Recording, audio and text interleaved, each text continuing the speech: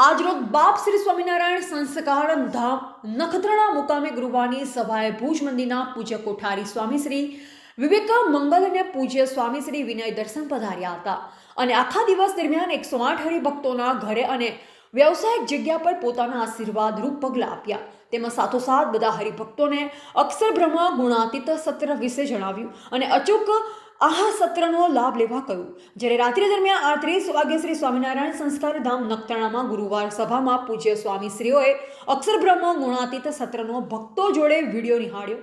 ત્યારબાદ તેઓએ આ સભાને પોતાના આશીર્વચન આપ્યા. આ સભામાં મોટી સંખ્યામાં હરિભક્તો આવ્યા. આ તમામ ભક્તોએ અક્ષર બ્રહ્મ ગુણાતીત સત્ર વિડીયો નિહાળ્યો અને આ સત્રમાં સર્વે હરિભક્તોએ આરતીનો લાભ લીધો.